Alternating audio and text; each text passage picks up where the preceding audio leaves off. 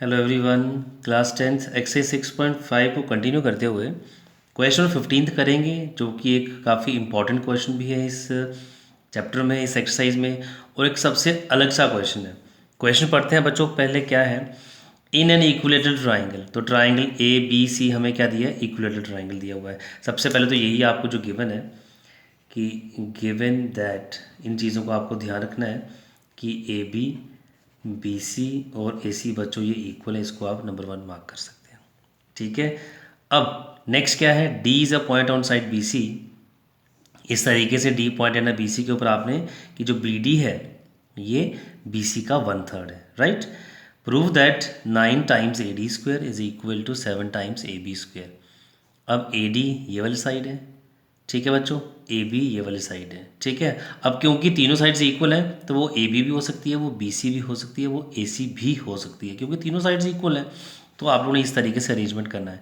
But कहीं ना कहीं जो साइड्स का स्क्वायर इन्वॉल्व हो रहा है, ठीक है, वहाँ से आपको लगता है थोड़ा सा आइडिया हो जाता है, एक हिंट मिल जाता है कि कहीं ना कहीं पाइथागोरस थ्योरम भी अप्लाई हो सकती है, ठीक है, या फिर सिमिलरिटी कोई क्राइटेरिया भी यूज़ हो सकता है। तो चलिए फिलहाल तो हम पाइथागोरस थ्योरम की बात करते हैं। तो पाइथागोरस थ्योरम को अप्लाई करने के लिए आप लोगों को कहीं ना कहीं एक परपेंडिकुलर चाहिए, यानी कि एक राइट एंगल ट्राइंगल चाहिए जिसमें जो है वो पाइथागोरस थ्योरम हम लोग अप्लाई कर सकें, ठीक है।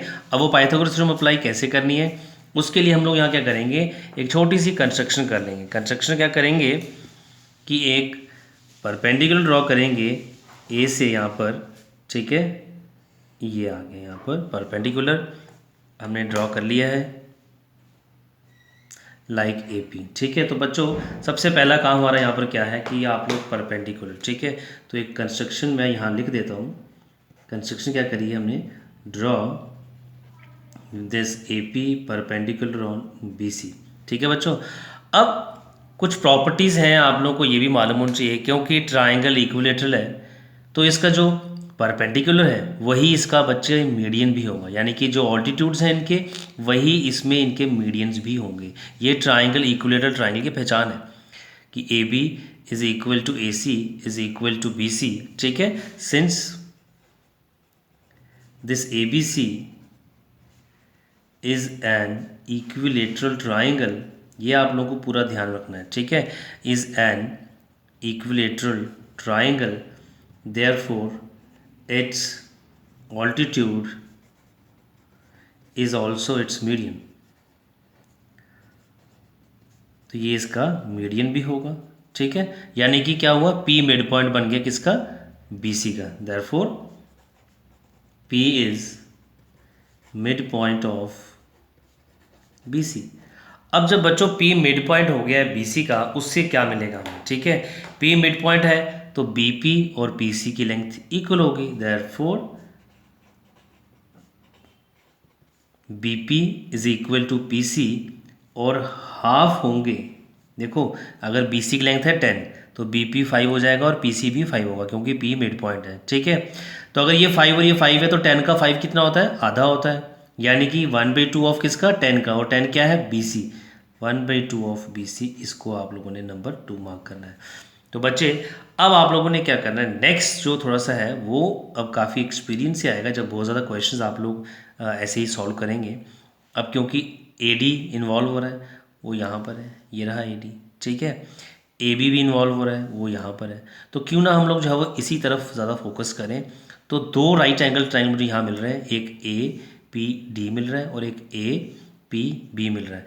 तो स्टेप बाय स्टेप इन दोनों में हमने पाइथागोरस थ्योरम लगानी है, फिर उनको कंपेयर करेंगे। देखिए बच्चे, इन ट्राइंगल ए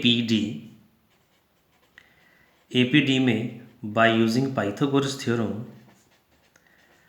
तो इसमें भी पाइथागोरस थ्योरम जो है वो हम लोग अप्लाई करेंगे, ठीक है बच्चों। तो पाइथागोरस थ्योरम क्या कहती है, पहले ट्राइंगल लिया ए पी डी, हाइपोटेनस बच्चे इसमें ए डी है, A D square is equal to perpendicular A P आ गया प्लस ये डी पी आ गया। तो ध्यान से देखिए बच्चे, क्वेश्चन इजी भी है और इम्पॉर्टेंट भी है, अच्छे तरह से देखिए इसको, ठीक है। तो ये आ गया। अब अगर हम ट्राइंगल ए पी बी लेते हैं तो कहीं ना कहीं ए पी साइड उसमें भी कॉमन आएगी।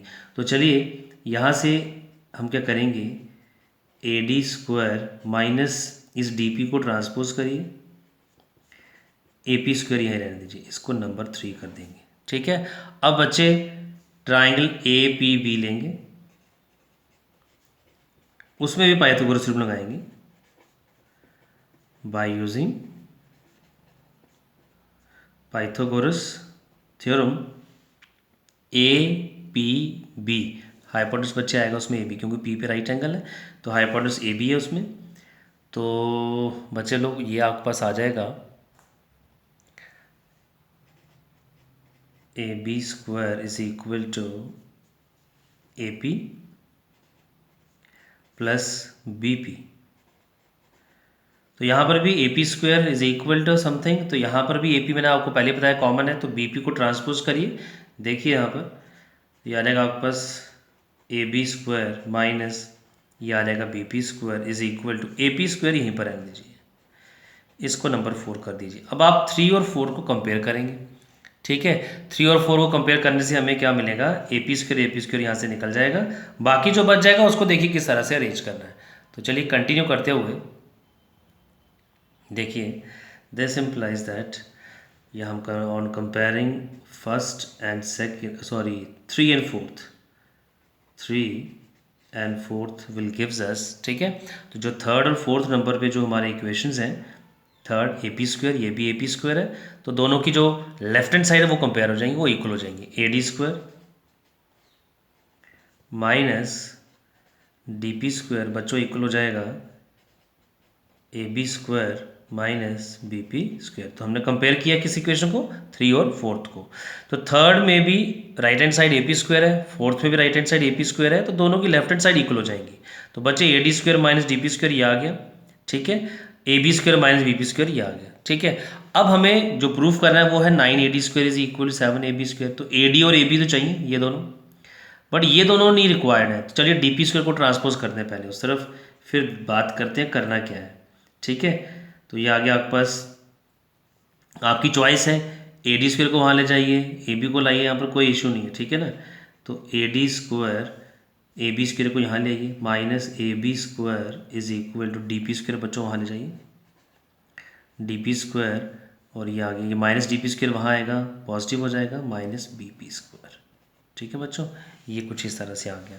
ठीक है, अब हम लोगों को ये दोनों जो है वो रिक्वायर्ड नहीं है, इनका क्या करना है। सबसे पहले तो बी पी, स्टार्टिंग में बी पी जो है वो 1/2 बी सी है। अब इसको हटा लेंगे, बी पी को 1/2 बी सी करेंगे। अब बी सी ऑटोमेटिकली कन्वर्ट हो जाएगा किस में, क्योंकि बी सी तो ए बी में है, तो बी सी की जगह हमारे पास ए बी आ जाएगा। ए डी भी चाहिए, ए बी भी चाहिए, और बी सी अगर आता है तो वो भी ए बी बन जाएगा।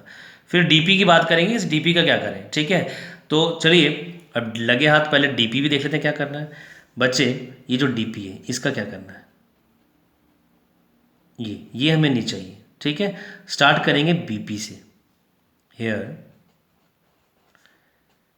जो बीपी है उसको हम ब्रेक कर सकते हैं। बीपी यानी क्वेश्चन 14 अगर आपने देखा तो यहाँ परेशानी नहीं होगी आपको। B D plus D P,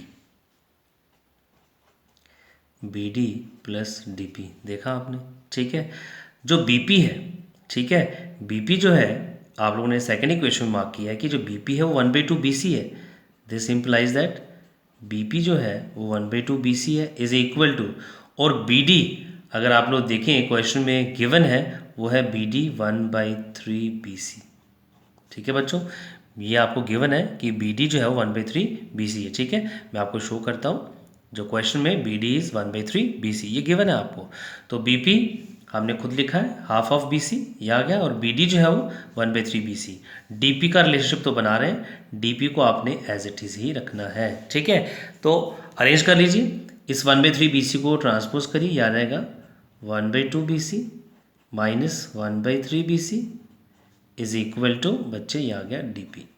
ठीक है, आई होप क्लियर हो गया। 1/3 बी सी को ट्रांसपोज किया, माइनस हो गया।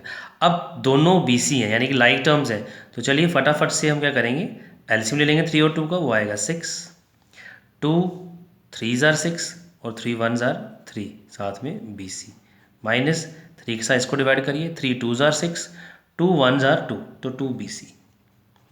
ये आ गया बच्चों 3 B C minus 2 B C, ये आ गया इक्वल्स टू डी पी।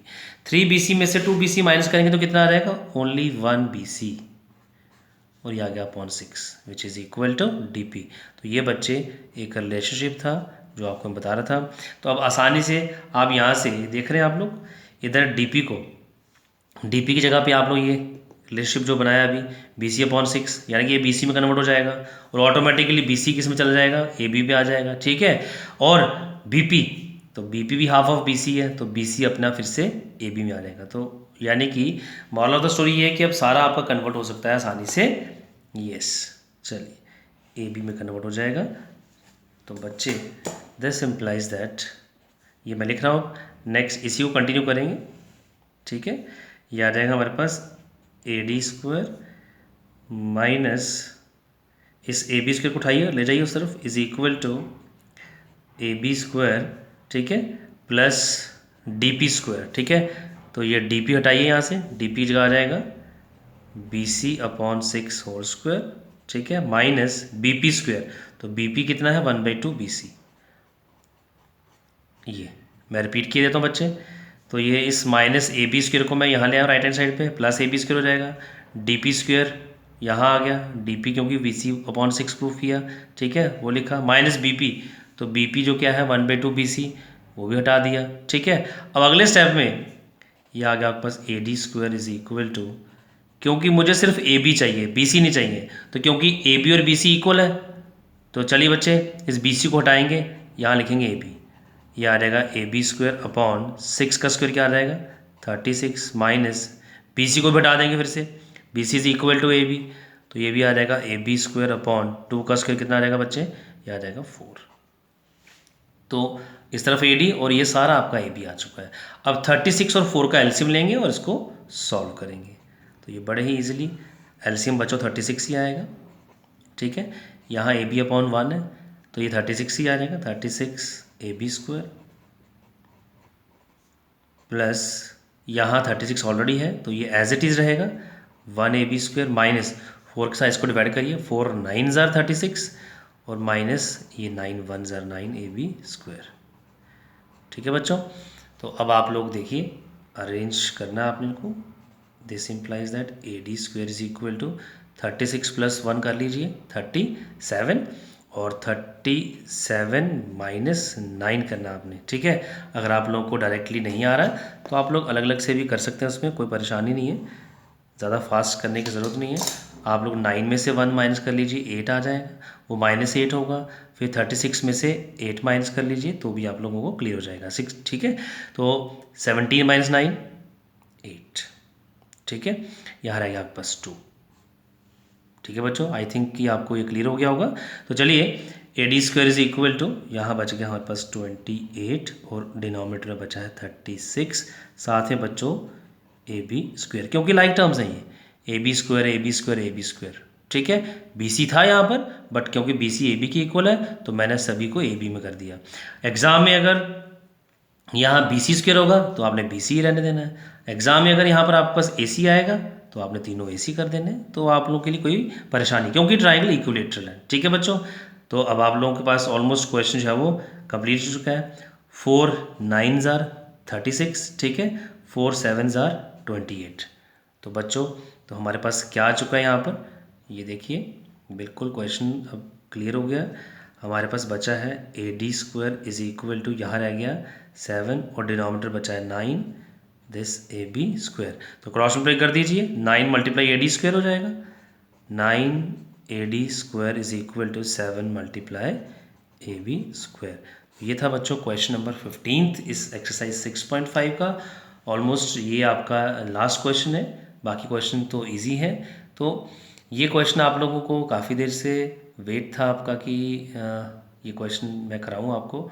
तो बच्चों अच्छे से क्वेश्चन को इसको देखिए, समझिए. आई होप कि क्वेश्चन अच्छे से क्लियर हो गया होगा आपको.